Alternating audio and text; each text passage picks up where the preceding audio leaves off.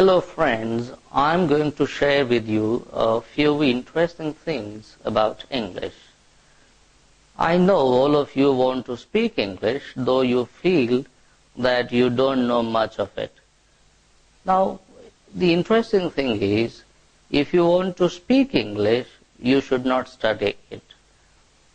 You should learn it. Now, what is the difference between study and learning? You study English out of some external compulsion. You study it to satisfy your teacher rather than yourself. Whereas you learn it to satisfy yourself and to actualize your own potential. So please don't try to study English, because the outcome of study is the knowledge about English, whereas the result of learning is the knowledge of English. And you need English and you don't need knowledge about English.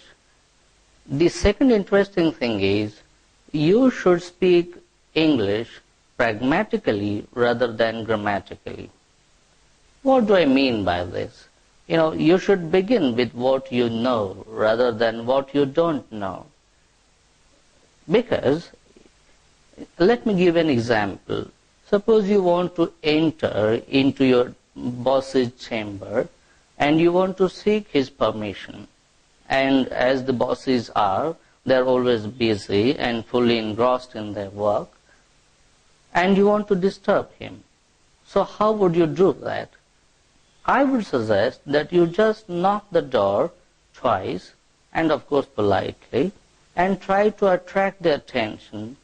And now the interesting thing is, you don't know much English. So how would you seek his permission? I would request you to just use a single word.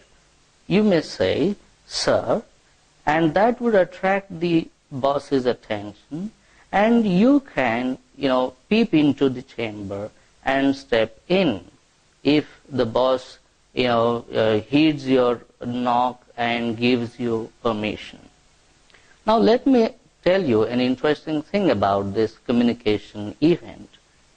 You have not used a complete sentence, but you have, conveyed a complete sense. So what do you achieve through this?